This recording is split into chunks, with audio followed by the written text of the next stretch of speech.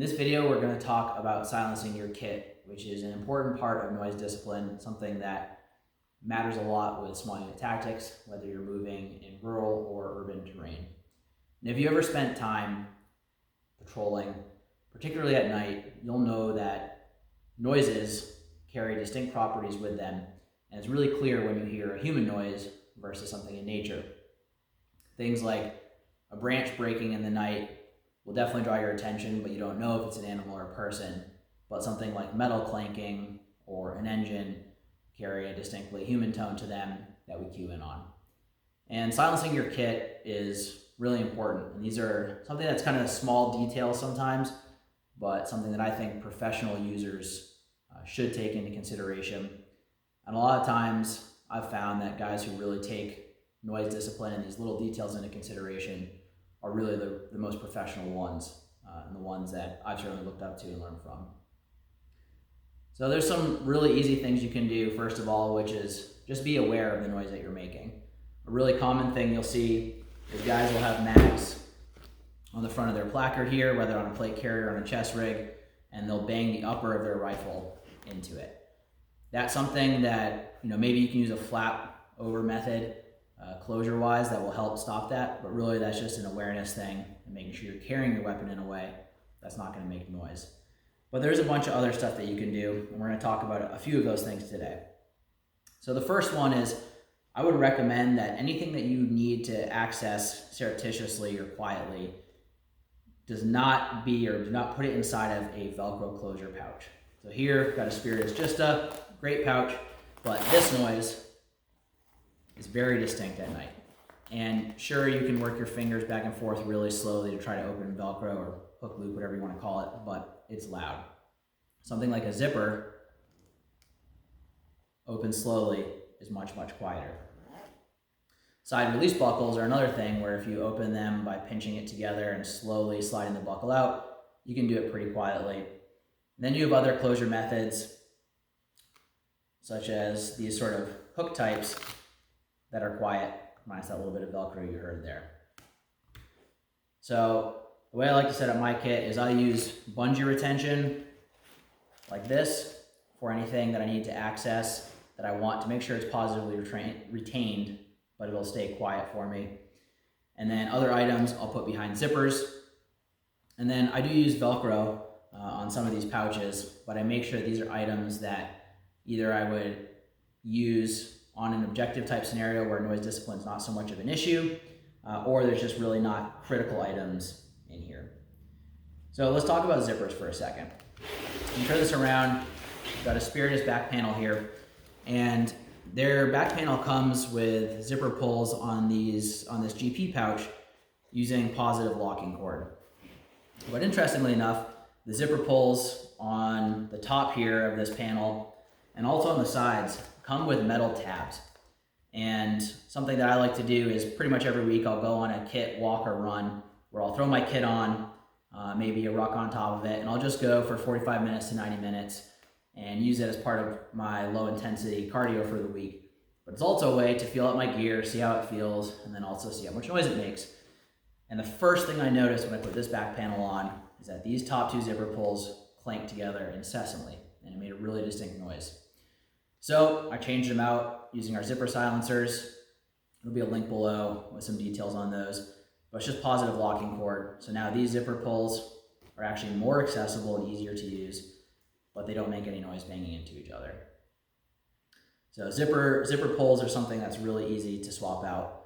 And while we talk about that for a second, we're going to go through a couple of different options that you can use. So right off the bat, metal zipper pulls are just a no-go for me, so I'm not even going to cover those. Here I've got a GP pouch from Tier Tactical, and theirs come with the positive locking cord mode, which we just discussed. But again, it's very quiet, doesn't make any noise banging into anything, and is great from a sort of tactile perspective. It's easy to manipulate. Here we've got a First Spear GP pouch, and they use 550 cord. 550 cord is probably the second best option, in my opinion.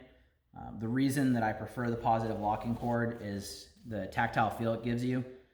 think a key principle for kit is that you should be able to manipulate your kit without looking in the dark.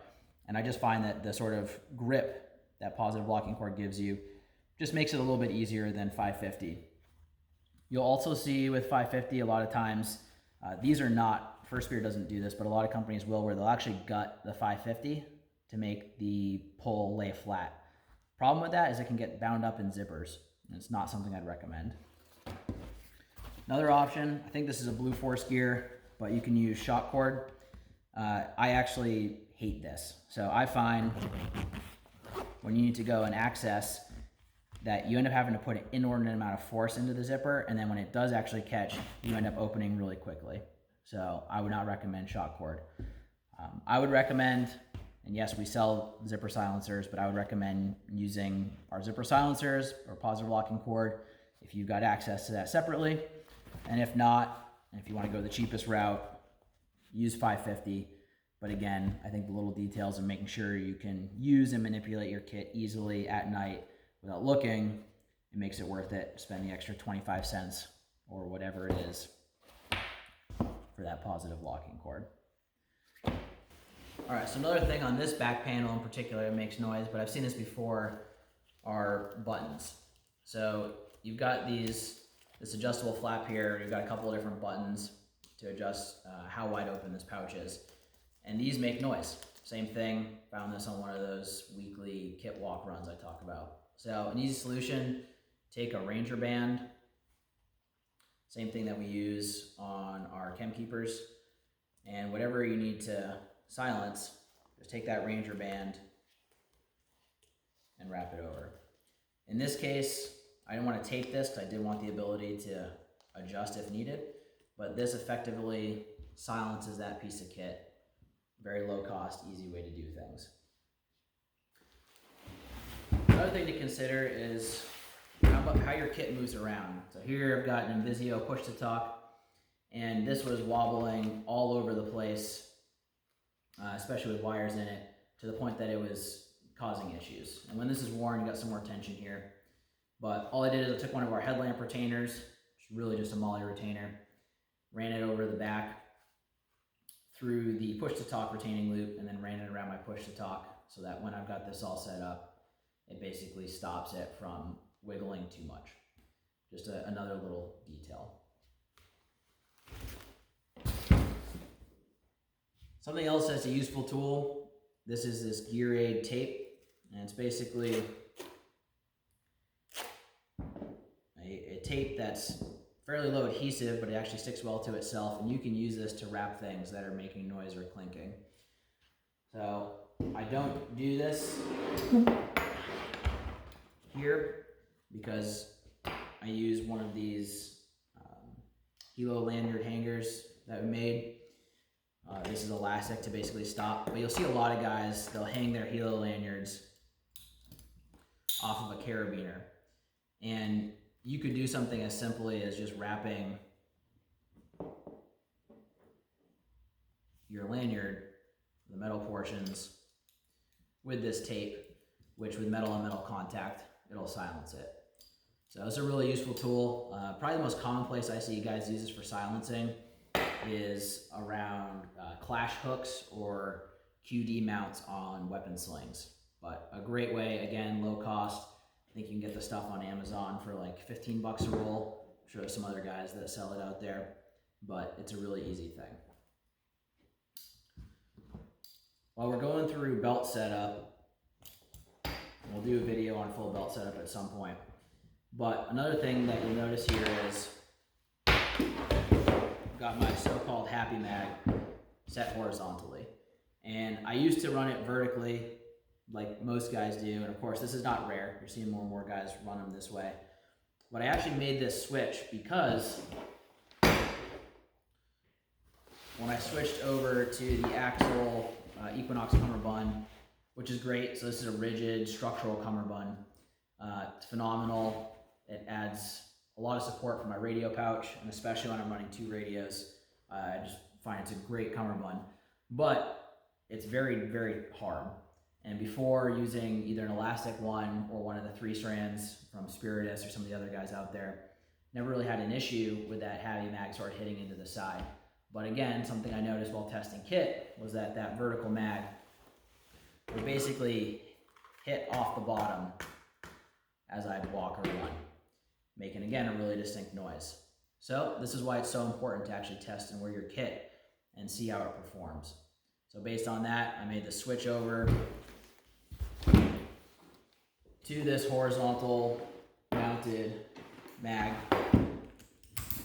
Yes, it took some training to get used to it, but now it's a solution that doesn't really degrade what I can do from a speed perspective in any way. Might actually be faster, but it's certainly quieter.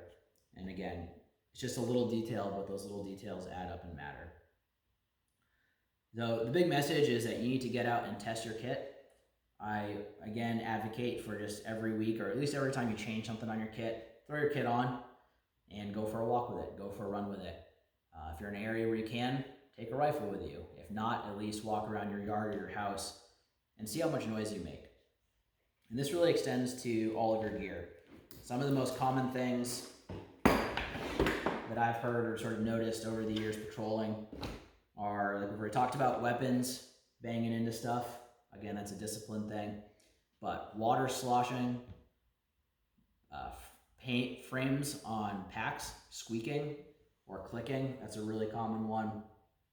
And then again, Velcro, zipper tabs, making that sort of metallic, distinct noise. Something else that's important is not just the exterior of your kit, but also what you put on the inside.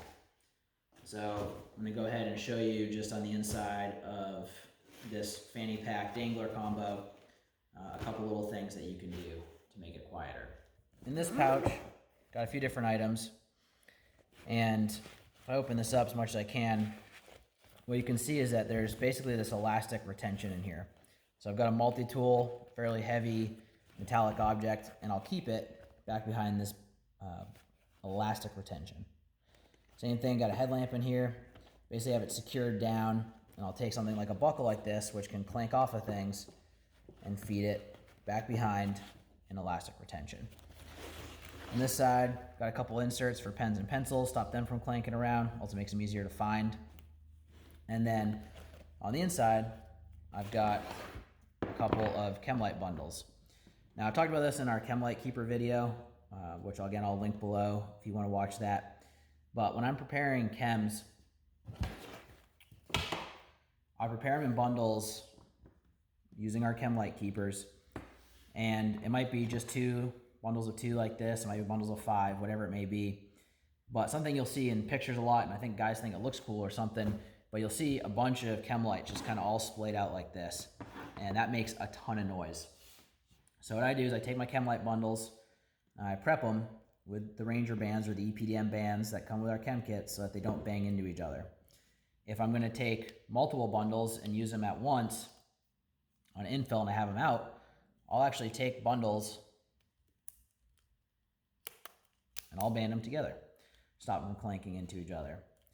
But the way I prefer to do it is have my bundles prepped, and when I'm in a scenario where I don't really need immediate access to them, I'll keep them in a pouch so they're not making noise. When I'm at LCC, I'll go ahead and attach them to one of our utility hooks, just like this. So yes, these can bang into each other, and again, I can band them together to make it quiet, but at least I've minimized the amount of time that I have these making noise, and still I've got them set up like this to minimize noise as long as possible.